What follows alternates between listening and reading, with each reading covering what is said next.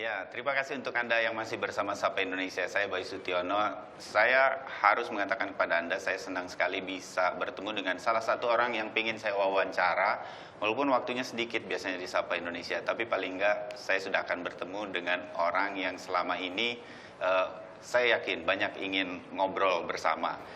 Wali Kota Tangerang Selatan, Ibu Airin. Assalamualaikum Ibu Airin. Waalaikumsalam Mas Bayu. Selamat datang di Tangsel. Terima kasih banyak Ibu. Kotanya setelah keluar dari Tol Pamulang, menurut saya jalan protokolnya cantik. Mungkin karena pemimpinnya seorang wanita jadi ditata ya Bu ya. Insya Allah, tapi masih banyak PR. Ini baru sebagian saja, mudah-mudahan bisa seperti itu. Iya, terima kasih sudah menerima Sapa Indonesia. Oh ya, saya ingatkan kepada Anda yang menyaksikan kami di sini, Anda masih terus kami tunggu. Sejak kemarin kami menunggu Anda untuk hashtag aspirasi untuk Tangsel di Twitter kita, Sapa_Indonesia. 3 pertanyaan nanti saya akan coba tanyakan langsung dari Anda netizen di Sapa_Indonesia langsung ke Ibu Airin. Bu, saya mau tanya ini dulu. Saya membaca mengenai kota Tangsel, wajar tanpa pengecualian dari BPK beberapa kali, 3 kali berturut-turut dan kemudian ada 4 kali begitu. Di sebuah Tangselnya ada di Provinsi Banten yang capnya masih provinsi yang paling banyak kasus korupsi, paling tidak begitu masyarakat melihat. Ibu juga dari sebuah, pakai tanda kutip saya supaya orang langsung mengerti, dinasti politik yang sama dengan Ibu Atur dan lain-lain. Bagaimana Ibu bisa membuat Tangsel sepertinya kok terpisah dari Provinsi Banten dan punya citra tersendiri? Ya. Yang tentu ada kemauan dan kemampuan, dan juga bagaimana kita membuat soliditas dari seluruh jajaran kita, pemangku kepentingan. Kita banyak belajar tentu dari daerah yang sudah berhasil, dan alhamdulillah bahwa teman-teman ataupun staf di pemerintah kota memiliki keinginan juga yang sama, bagaimana menyajikan laporan keuangan sesuai dengan aturan dan ketentuan yang berlaku. Menjadi pembelajaran tentunya sebagai kota baru, usianya baru 8 tahun, pertama masih WDP, alhamdulillah pas saya jadi wali kota WTP sempat turun dulu WDP, ini menjadi pukulan bagi kita semua tentunya, tapi tidak boleh menyerah. Alhamdulillah tahun kemarin kita sudah menjadi WTP kembali. Yang penting adalah bagaimana kita bekerja, jalankan amanah sesuai aturan dan ketentuan yang berlaku. Ya, walaupun begitu ada kasus korupsi yang sampai sekarang juga masih terus berlangsung mengenai alat kesehatan yang diusut di KPK. Ibu juga sempat diperiksa. Apa tanggapan Ibu bahwa sudah berupaya tapi korupsi ini memang banyak celah yang terjadi? Yang pasti juga kan sebetulnya WTP tidak menjamin bahwa itu ada tidak ada ataupun ada tindak pidana korupsi. Tetapi bagaimana kita menyajikan laporan dan yang lainnya. Tapi yang pasti dalam setiap ujian pasti ada hikmahnya, dan tentu kita harus banyak belajar dengan proses hal tersebut, bagaimana kita lakukan pengendalian intern. Dan prinsip bagi saya sekarang ini, saya didampingi oleh Pak Wakil Wali Kota, didampingi oleh Sekda, dan Inspektorat tentu menjadi tangan kiri kita. Jadi kalau selama ini Sekda menjadi tangan kami, saya dan Pak Wakil, maka Inspektorat menjadi tangan kiri. Jadi bagaimana fungsi Inspektorat itu kita tingkatkan sebagai APIP. Fungsi Inspektorat atau pengawasan gitu. Ibu keras di dalam rapat yang mungkin tidak terlihat oleh media atau masyarakat, kalau ada yang korupsi, ya saya nggak akan beri bantuan atau apa begitu. Ya, saya hanya sikap bicara, Ibu terhadap korupsi itu gimana? Saya hanya bicara bahwa ini pernah terjadi dalam kehidupan kami, dan banyak hal yang tentu tidak mengenakan bagi keluarga kami. Contohlah saya dan yang lainnya, bahwa apabila hal itu terjadi tentu yang dirugikan bukan hanya saya ataupun kita dan yang lainnya, tetapi juga keluarga juga akan dirugikan. Ya, dan pesan ini Ibu sampaikan terus ya. Yang paling tidak kita sekarang sampai sekarang, dan mudah-mudahan tidak, Kota Tangsel masih terus bisa membuat hal-hal yang baik untuk anti korupsi.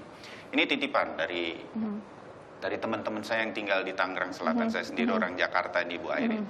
Mereka bilang tolong sampaikan kalau nanti ngobrol sama Ibu Airin.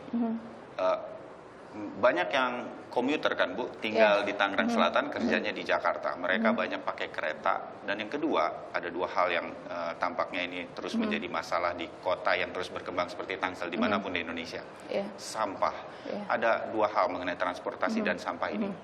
boleh tahu Ibu udah sampai di mana dan apa sih rencana Ibu untuk dua hal ini? Ya, untuk komuter lain bahwa 50% lebih masyarakat Tangsel bekerja di Jakarta dan banyak menggunakan komuter lain. Kita ada 5 stasiun, mulai dari stasiun Rabuntu, Jurangmangu, dan juga sampai yang lain yang 5 ini. Pada saat Pak Jonan, mohon maaf kalau Bapak melihat, jadi sekarang udah jadi Menteri SDM, udah nggak ngurusin kereta. Mudah-mudahan bisa diteruskan.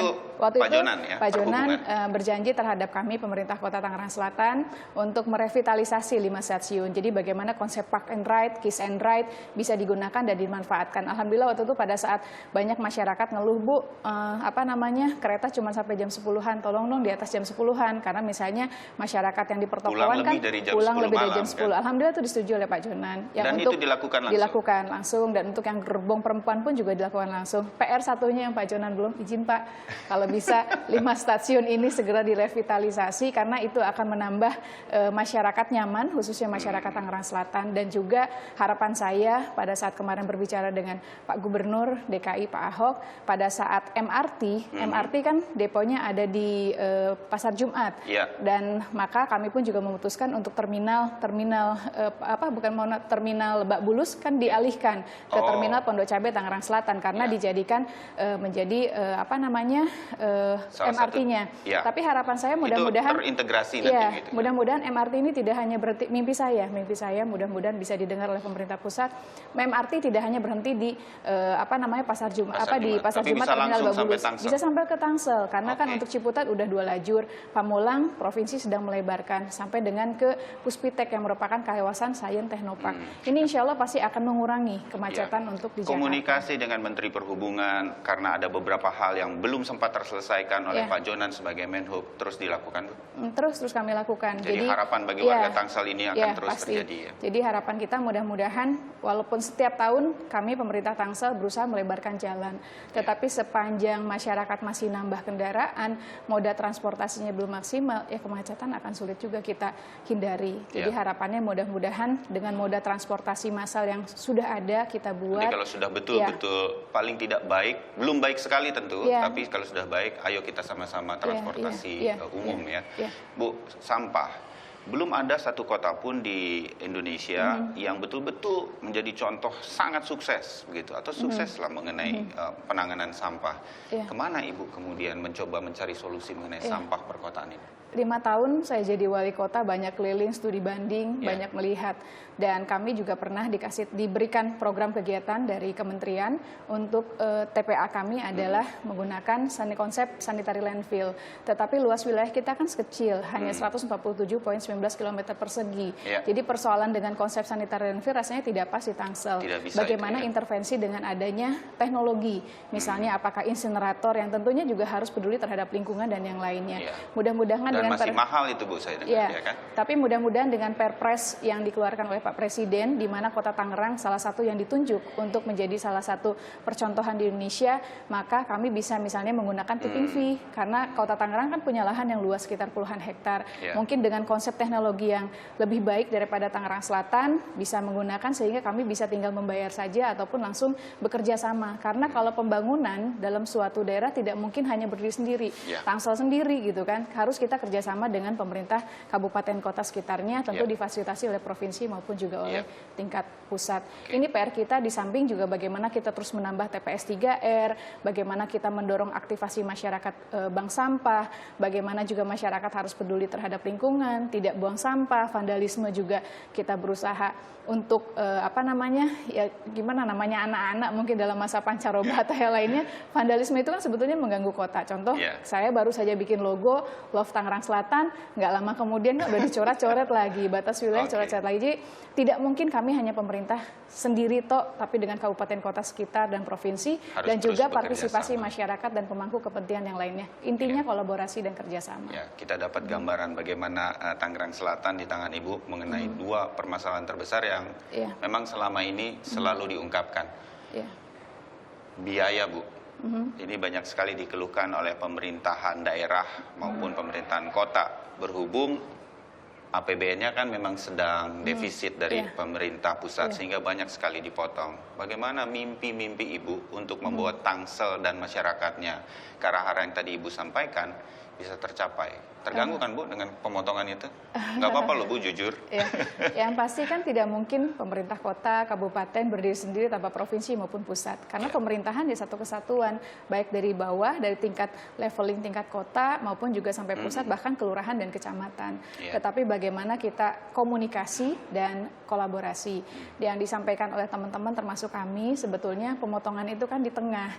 Sehingga pada saat kita sudah running untuk kegiatan, perencanaan, sebuah proyek lah misalnya, bahkan ini kan di kami tengah-tengah DID-nya, dipotong. dana insentifnya dananya bukan DID, mohon maaf, dana infrastruktur waktu itu.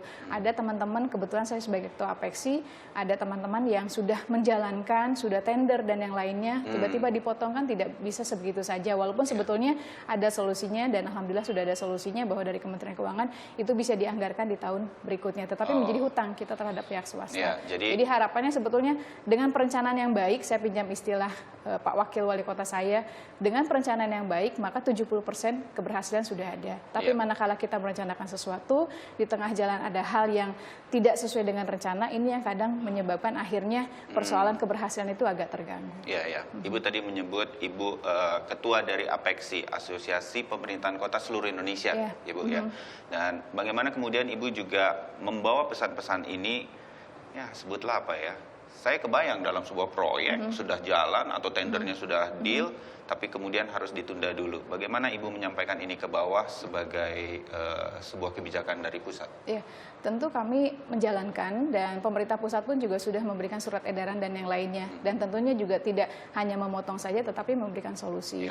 Itu ada ya. Solusi. Dan komunikasi ini menurut Ibu sudah berjalan baik dari pusat ke daerah Sudah. Jadi bahkan pada saat pertemuan di Munas Apexi kemarin di Jambi pun juga ini salah satu yang kami keluhkan. Tetapi pada saat itu kami berada di bawah Kementerian Dalam Negeri, sehingga di Kementerian Dalam Negeri Pak Menteri dan Pak Radirjen sudah menyampaikan keluhan jadi kami dan tentunya pasti akan disampaikan kepada pemerintah pusat. Ya, boleh tahu bagi Tangsel sendiri apa yang kemudian harus tertunda sampai tahun anggaran berikutnya? Kebetulan alhamdulillah kalau kita pada saat pemotongan itu ada bidang lingkungan hidup yang di situ yang kita bisa tunda dan kita alhamdulillah kita bisa alokasikan dari dana APBD Tangsel. Jadi tidak begitu terganggu. Tetapi berbeda dengan teman-teman yang di luar daerah tentunya dengan PAD yang terbatas dan luas wilayah yang sangat besar. Ya, baik. Ibu Airin, kita sudah lihat dan dengarkan, dengarkan visi Ibu beberapa tahun lagi ke depan untuk Tangsel di masa pemerintahan Ibu.